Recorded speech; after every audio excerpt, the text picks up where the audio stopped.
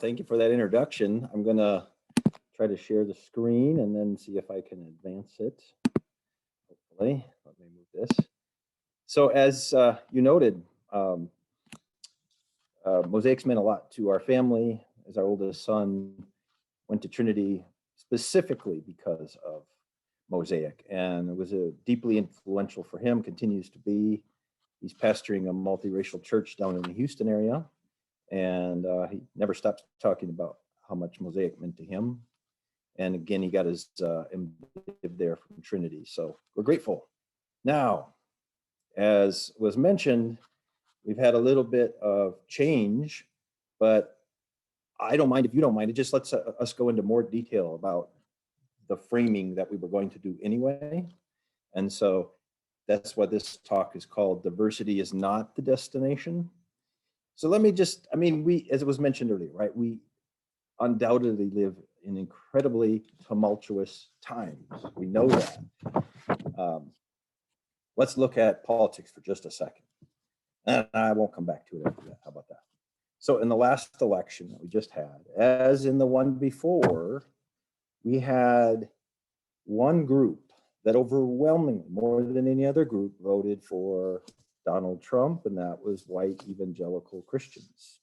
It wasn't just that they voted 8 out of 10 for the Republican candidate, but also concurrently, there was this rise of what's come to be called Christian nationalism, that sort of he became the figurehead to represent the hopes of what is largely white Christians. In fact, white Christians, whether they were Catholic, mainline, or evangelical, were the singular group to vote overwhelmingly for Donald Trump. But conversely, we had, in the last 2 elections, we had 9 out of 10 Black Christians voting for the Democratic candidate, the majority of Asian Christians, the majority of Hispanic Christians. So diametrically opposed to the way that white Christians were voting. Now, I don't bring this up because I think one group is right and one is wrong. That's not the case. Instead, I want to start here because it puts it into perspective for us. There's no other set of factors in American life that so divides us politically and socially as this combination of race and faith, race and Christianity. Think about it. In this last election, as in the previous, as in most elections, we're essentially 50-50 in voting, give or take a percentage point or two. We can look at other factors like gender, education, region, income, things like that. We can find some variation, maybe 55-45, but nothing comes remotely close to what we find when we combine race and Christianity.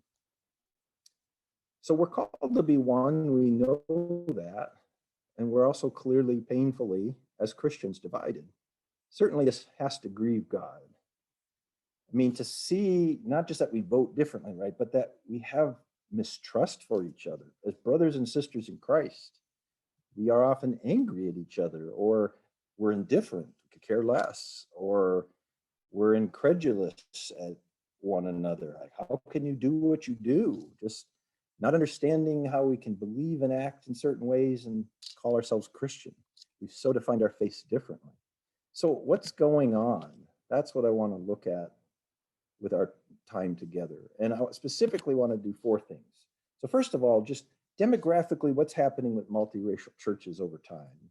And we're going to see that there are more of them than there used to be. But there's also more challenges that are emerging. So we're going to look at some of those challenges. And then a bit about why. And partly what we find is that what's going on in our larger society gets intensified within. And then we'll look at how to move forward. And one is, my hint is that we're not going to run away from the multiracial community. And in fact, we can expect the challenges. All right.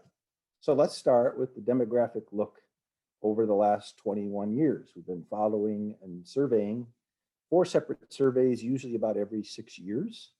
Random survey of a few thousand congregations representing all 330,000 congregations in the US. All right. define a multiracial congregation as no one racial group is 80% or more of the congregation. So it's not a really stringent definition, and yet we see that it's still fairly rare. So, you know, back in 1998, we had just 6% of congregations that we would define as multiracial. And each time we do this survey, we see a slow but steady rise. So we are now in our latest survey about 16% of congregations. And this is churches, synagogues, mosques, everything, right? We're not distinguishing yet at this point. And you can see that growth. How about if we actually break it down, though, into different categories? So if we look at just Catholic churches, Catholics were much more likely to have diverse congregations, in part because of how they do Mass and organize themselves back in 1998. And then they saw an increase until 2012, but actually then leveled off in the latest survey. So about a quarter, you know, since 2010 have been multiracial. For mainline, when we first did it in 1998, I mean, almost none. We had it rounding off to 1%. And then they had a fairly substantial growth, though still, you know, just 1 out of 10, basically. And then just like Catholics, since 2012 or so, they've leveled off and kind of held steady. The exception is actually evangelical churches. 7% in 1998, just like the others, it grew until 2012, but unlike the others, they grew again, up to 23%. Now evangelical churches, about the same percent, are defined as multiracial as our Catholic churches. So that's interesting and telling. There's been a lot of movement towards these, a lot of organizations and a lot of effort put in, and it seems to be resulting in continued growth in the number. What about if we look inside of these congregations? How about who's pastoring these congregations? Again, we can look at over time. So back in 1998, almost 9 out of 10 were being pastored by white pastors, very tiny percents of the other groups.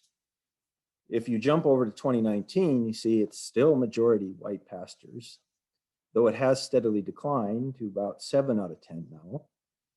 What's changed pretty dramatically is in 2012, we saw this big increase in Black pastors, African-American pastors, pastoring these congregations from 5% in 2007 to 17%, and then about the same in 2019, 18%. A lot of, as we've been investigating this, a lot is African-American pastors starting congregations.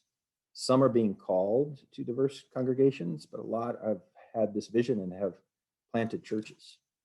There hasn't been much change for Asian and Hispanic, a little bit of growth in Hispanic this time around. Asians, I mean, remarkably exactly the same each time. How about the people that are actually attending? Here, there's very little change. I mean, a point or two change in our sample is not enough change to say it actually is change in the whole population. So if you see it bounce around just a little bit, as in the percent white across time, that really isn't a significant change. It's about half all the way through. Where you do see a change is substantial growth in 2012 of African Americans attending multiracial congregations, mirroring that big growth in who was pastoring. With the 2016 election, we started to see stories. New York Times ran a story that said, the quiet exodus of African Americans from evangelical mixed churches. And we actually picked up on that in our data. So we had 27% in 2012 of the congregants in these congregations were African American, but that has dipped now to about 21%, at least in 2019. So we'll have to see again what happens in another few years. One thing I want to point out is that these churches are largely churches for second generation and more. They're not immigrant churches, really. And you can see just tiny percents, and it really doesn't change much. If anything, we could argue it's actually decreased a little bit since 1998. Immigrants, obviously, as many of you know, I mean, have language issues, cultural issues, all of that. And so we are talking about a movement largely of people who are Americanized in one way or another. just one final summary here is that you could look at the diversity of all the congregations in the US, and you can calculate in one number, are we growing more diverse? So I've just been looking at diverse congregations or not with a cutoff. But what if we didn't do it that way? Not to get into the stats here, but it's just if every congregation had zero diversity in it, all racially homogeneous, then we would have a score of 0. If every congregation had the exact same percent of different racial groups, we would have the perfect score of 1. Obviously, we're not going to have either, but you can see 2 things here. We're far closer to the all congregations being racially separate. And again, we see yet another piece of evidence of the slow but steady increase in the diversity overall of our congregations. So at the same time that these churches are growing and we're having more people coming in contact in these intimate spaces, we're also facing some real challenges. Let me do this. Let me compare 2 types of churches a Christian of color might attend. So one is, you know, the image of heaven, the every nation, every tribe and tongue, people, language, revelations. That's our multiracial church. The other is what we call the homogeneous church or the monoracial church. In our studies from 2019, 2020, we find that attendees of color are more likely to experience racial prejudice and a sense of pressure to forfeit, their identity, and that they often relationally struggle, whether that's to connect with others in the congregation or to have leadership positions. Which of these 2 types is that happening in? Let me just look at 4 examples here. So we won't know who we're talking about or anything. We're just going to know about the blue line and the orange line. I've experienced racial prejudice in my church. Blue line people are 3 times or more likely to say, I do. I strongly agree. I experience racial prejudice in my church, or twice as likely to say I somewhat agree. I feel pressure to give up part of my racial and ethnic identity in my church. Look at the difference between the blue line and the orange line for strongly agree, and also for somewhat agree. I find it difficult to build relationships in my church. 7 times more likely if you're a blue liner to strongly agree, and more likely to somewhat agree than this orange line. I find it difficult to move into leadership positions in my church. More than 3 times as likely to agree, more likely to somewhat agree, but that is indeed the case. All right. The blue line are Black practicing Christians in multiracial churches, and the orange line are Black practicing Christians in monoracial, largely Black churches. In each case, those 4 we looked at, the more positive experience we'd have to conclude is actually in the monoracial, not the multiracial churches. That's a challenge. That's a serious challenge. Let's go into this a little bit. Let's explore this now, not just with numbers, but actually people's lives.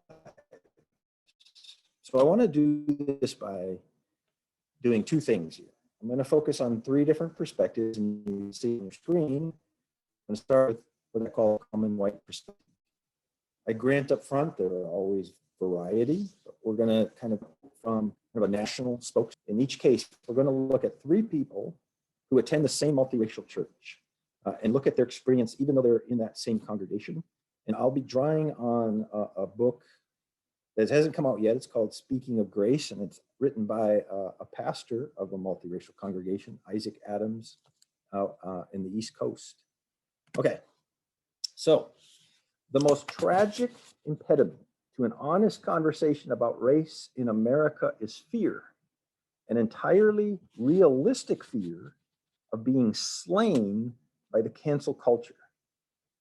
It's impossible to exaggerate the corrupting effect that the terror of being called racist, even a whiff of that toxin, the slightest hint, the ghost of an imputation, has on what? On freedom of discussion and on honest workings of the American public mind. And that came out of the Wall Street Journal. So many white Americans and white Christians feel like they're muzzled when it comes to speaking about race because they have to avoid any hint, as he says, of being called racist, the ultimate insult and offensive word for whites. And we actually can test that and have found nothing gets white folks' hearts beating faster, having them sweat more, etc., than being called that word. Let's look inside this church now. So Hunter, who is white, feels that there's a double standard. He's not allowed to say anything about race, but his friend Darius, who is black, is seemingly allowed to say everything. Hunter's 42 years old, and he has been told throughout his life that racism is his fault. The media's tone toward him is harsh and accusatory, and Hunter doesn't get it. What he does get is defensive. That's what happened when Hunter and Darius tried to talk about the recent killing of a black man. Hunter got super defensive, and he knew it wasn't helpful, but Hunter just didn't feel like the conversation was fair. He didn't segregate schools after all. He's never burned a cross. But a common black perspective. When as a black person, you have to navigate this presumption of guilt day in and day out. And when the burden is on you to make people around you see you as fully human and equal, you get exhausted. You are tired. Brian Stevenson, so famous a Hollywood movie was made about him. And here he is saying, basically, we have to spend our time just trying to justify that I exist and that I have the right to. And that produces this endless kind of ongoing exhaustion. So let's look at what Darius, Hunter's friend, has to say here. So Hunter was tired of white Christians being anywhere from apathetic to antagonistic in response. White people's ignorance was a boulder in his eyes, and Darius had been pushing it up the mountain of their indifference for years with little help. And so Darius was exhausted from being made to feel like a spokesperson for his entire race, exhausted from the endless conversations that seemingly bore no fruit.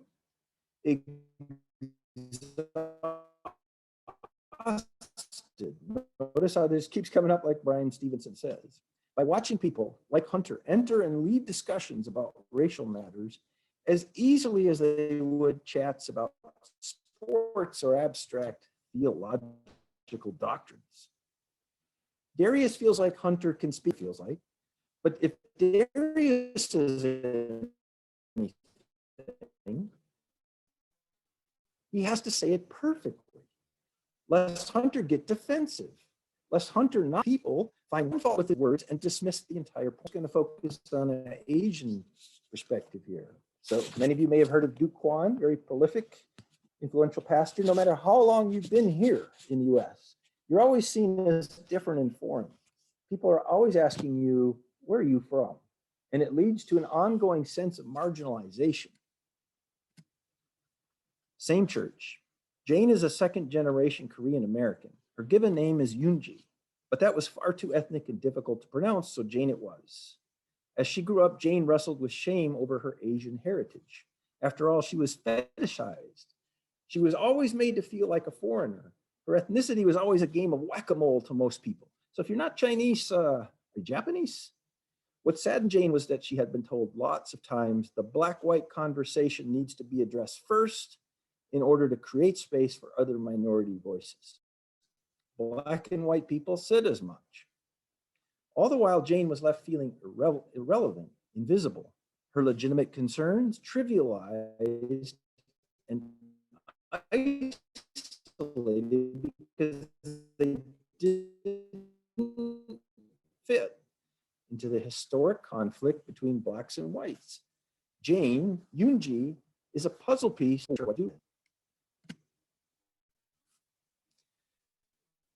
When we started this research project that we've been doing for the last couple of years, the very first thing we did is we found an interview trail to focus on interviewing and filming those interviews of, we wanted to know some basic questions of church. Okay, I see somebody saying chat, let me make sure. Oh, sorry. So I'm going to just summarize, but we went around the country. We were in Manhattan. I love this one because when we looked out the window, there was Fox News headquarters right there. I believe this was Redeemer Church's, one of their places. We were in Los Angeles. We were in Philadelphia. We also were in Atlanta, Chicago, Houston, and always we would do this. So let me just summarize the themes that came out. We're working on a book right now about this.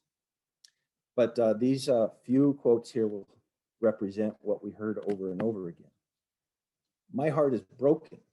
I'm trying to understand what version of the Bible my white brothers and sisters are reading. It's from an African-American pastor.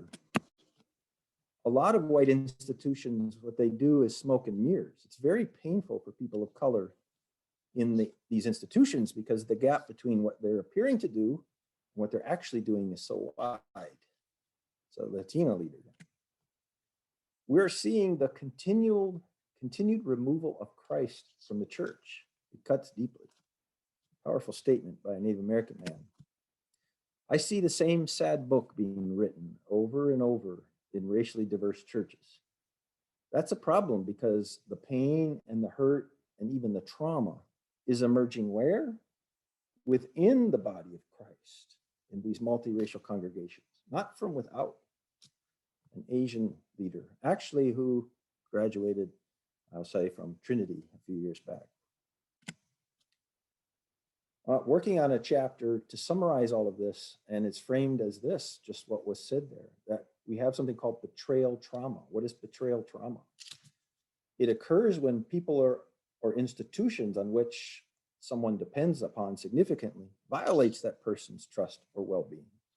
This is and this is Dr. Nita Phillips, but what I want to argue is one of the most massive challenges we're facing right now in our multiracial spaces is that people are experiencing this trauma. They come in trusting, hoping, and then they get a sense of rejection, of hurt, of pain, resulting in this betrayal trauma.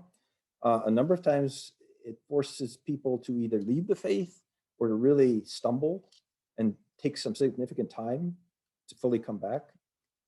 So major issue.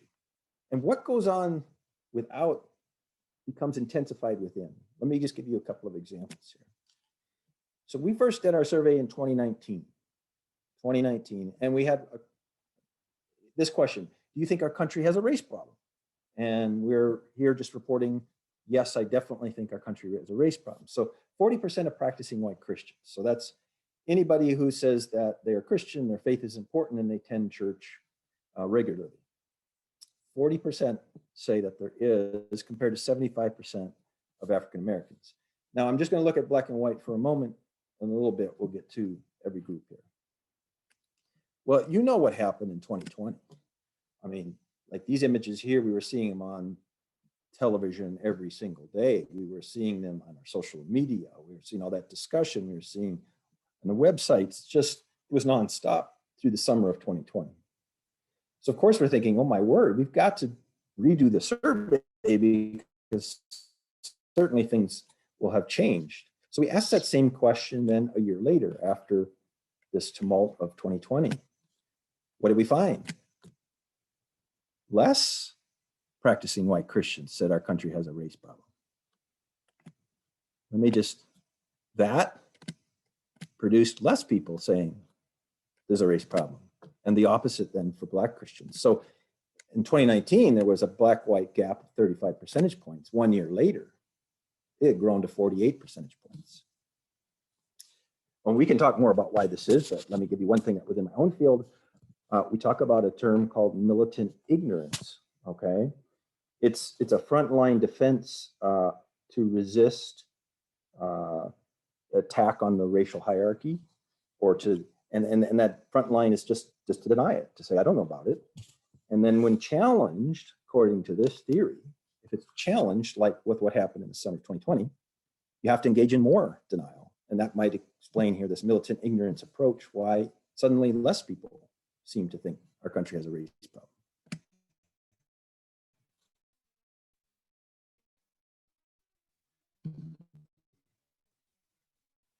But even if you agree there's a race problem, there's fundamental systemic discrimination or individual prejudice. Systemic discrimination or individual prejudice. For African-American Christians, 2/3 said it's systemic discrimination.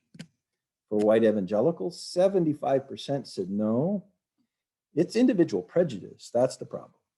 And of course, you can think about, and we wrote about in Divided by Faith, just how fundamentally then you have totally different solutions for what to do.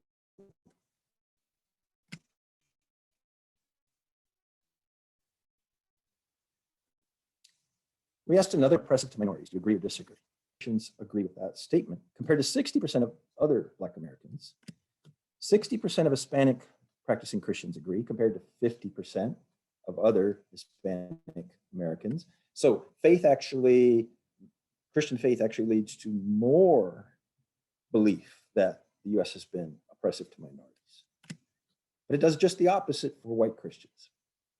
Only 1/4 of white evangelicals say that the US has been oppressive to minorities, compared to almost half of other whites. What about for Asians? Interestingly, Asians are closer to whites in some way. 39% of practicing Asian Christians agree only. Okay, why might this be? Working on a second book, just trying to look at the differences between all the groups and their similarities. I think just this one visual might be useful. So we can rank a racial hierarchy, racialized society. You can rank the groups based on how much access they have to society's rewards. That can be economic, of course. It can be educational, but it can also be things like respect and value. So traditionally, it's always been, as the book ends, white Americans at the top, Black Americans at the bottom. Native Americans not even really thought of, so not even on this, in the sense that they're forgotten and pushed to the side often. But there's a second axis that helps us to make sense. Foreign, are you seen as foreign or are you seen as American? And both Asians and Hispanics, whether you've been here 1 generation or 4, still want to know where you're from, because you're not really American. Now, if you just focus on the vertical, a lot of what we see in our results mirrors this vertical. So the more society's rewards people get, the more they find reason to buy into the current system. So often we can find that very ranking in the questions, like such as the one I just showed you.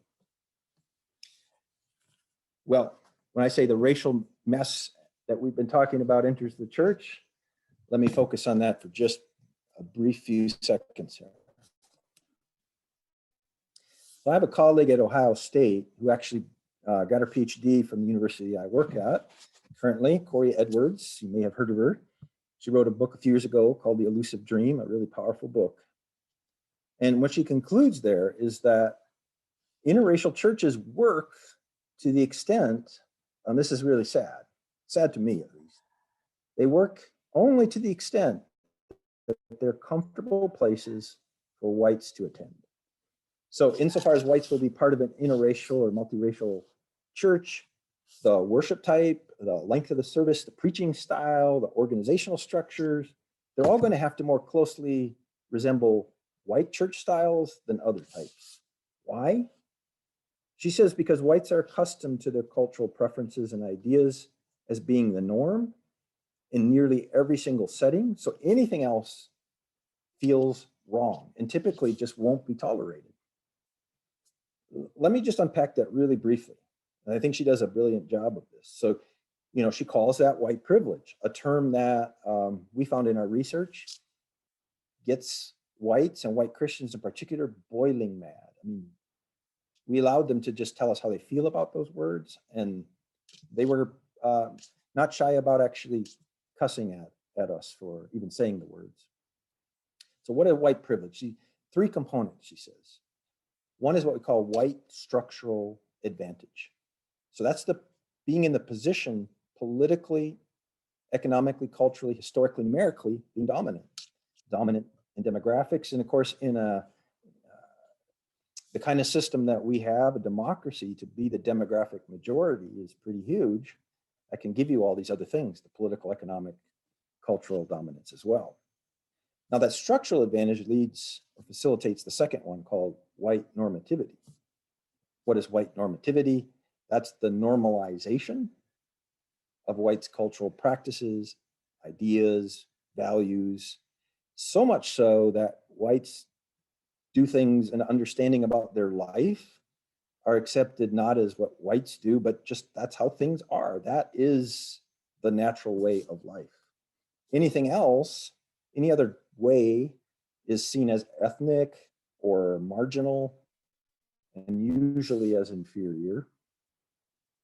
Now, because of that white normativity, then we get the third aspect, which is white transparency. So that's the tendency to not think that anything is white specific. There is no white culture. There is no white way of doing things.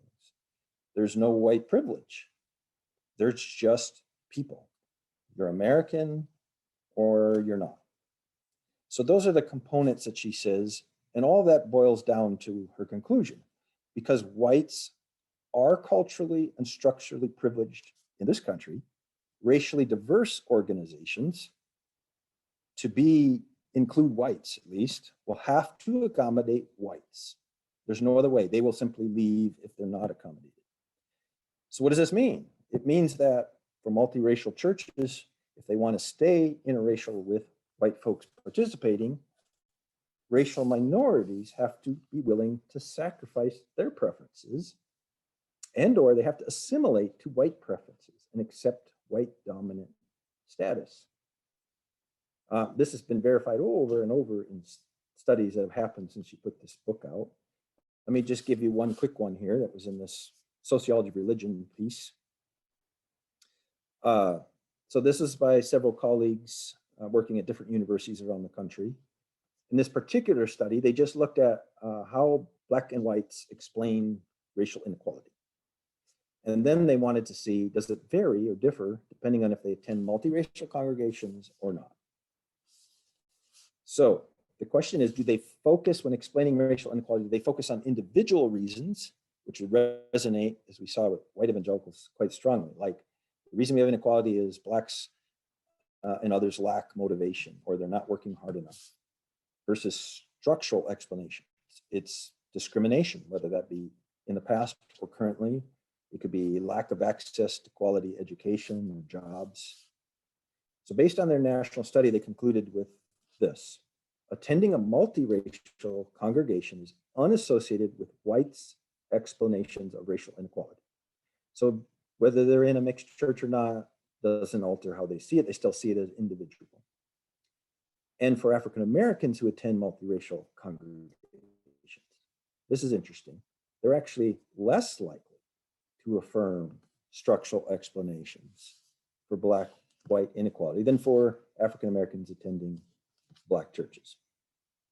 So they conclude that multiracial congregations, one, leave the dominant white racial frame unchallenged, and two, they're either a train or they're producing converts to it.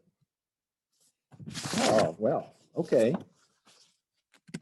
A colleague of mine, Gerardo Marti, and I did a study, and we wrote about how in these congregations, we see both accentuating race and ignoring race at the same time. So two processes combine to do what we call essentialize race. Let me just briefly tell you what I mean. So we would find in these congregations that race is essentialized into stereotypes. Blacks are soulful and they like gospel music. Hispanics are emotional and family focused. Asians are smart and unemotional. Whites they like vineyard and hillsong music, and they like sermons that get you to think. And that, we found, is sadly the dominant extent of racial knowledge in multiracial congregations. Just the most basic of kind of stereotypes, and that seemed to suffice. At the same time, the ignoring race part. Discussions about race were seen as disruptive and conflictual, and they might lead to losing people, especially whites. And we found that's actually the case, right? So topics of race are in these congregations repeatedly avoided, and topics of mission and celebrating diversity instead are substituted, but not the hard questions about actually addressing racial difficulties or racial inequalities. So what these processes mean is that, ironically, race is both highlighted and ignored in a way that simply reinforces stigmas and leaves the larger racial hierarchy unchallenged, unchanged. But just wait a minute now. This sociological reality I've been describing to you seems to be straying far from the promise and the potential of multiracial churches. It's like they like forfeit the very possibilities that they offer to create change. And that's exactly right. So how could we move forward? Well, we have to lean into what the purpose is. We have to stay focused on that purpose. Why do we have multiracial churches? Why are they worth fighting for? Because they are the model of the body of Christ, this unity and diversity. They're the model. They're the model. We have to know they can only succeed insofar as they dismantle the systems of social stratification. That's part of what they're supposed to be doing. We're fighting for each other, for brothers and sisters. If one part of the body hurts, we address it. We don't ignore it. We don't pretend it isn't there. We have to change the racial narratives, the narratives of inequality, the narratives of these stereotypes, and we have to reconcile. If we have racial trauma, then we got to lean into it and we have to figure out how to overcome it. All right, so that's the purpose. Why? The multi-ethnic reconciled church acts the vehicle through which the kingdom is communicated. The kingdom, that is what Christ came to bring. You know this, that's why you're in this group. I'm just reiterating it, but somehow we seem to be losing our focus. There's a great piece a few years ago by Jarvis Williams. I love the title, How to Avoid Becoming an Unhealthy Multi-Ethnic Church Plantation. He gives 8 very important suggestions. We have to lead multi-ethnic lives. If your multi-ethnic is when you go to church, you're not serious. That is nothing. It has to be the point at which you expand. You have to be living, thinking, breathing, reading a multi-ethnic life. Partly because you have to understand the complexities of race. None of this simple categories and centralizing race and its complexity. It's complicated. It takes lots of interaction, lots of learning. We know that. What else? Don't believe in color blindness, he says. Don't prioritize whiteness. If I could say one thing to these churches, including our own, I attend church with Peter Chaw. We cannot prioritize whiteness. That will mean whites will leave. That's a given. Okay. But we're not going to, you're still going to find some whites willing. And those are the whites that need to be there. If they're not willing, they shouldn't be there in the first place. We should not sacrifice the calling for that. Publicly talk about race, listen and learn. Do not avoid it. Hire and appoint qualified, ethnically diverse leadership. Extremely important. We know this, but it's important that you don't put people in positions where they can't succeed. Creating a position, office of diversity with no staff, very little budget, and say fix things. I mean, you're guaranteed to not succeed. You can't be doing that. And finally, plead with the Spirit to be in charge. There's no other way. So last slide, let me conclude. We have work to do, and that's a great thing because that's why we're put on earth. It is our high calling. It is our high calling to fight against the natural forces of the world. That's whether they're in the church or outside. Now is really the time, and I'm serious about this. And I know in our church, serious corporate fasting and prayer. There's no other way we're going to make progress here. We can't obviously do it on our own, but we have to absolutely put our life at the feet of Jesus. Now's the time for healers and reconcilers to rise up. Do not shrink. If you have this calling, and many of you are in this group because you do, this is your time. This is what God is calling you to right now. That's why you're here on earth right now. And now, of course, is the time for the Spirit to move. The Spirit is desperately waiting for us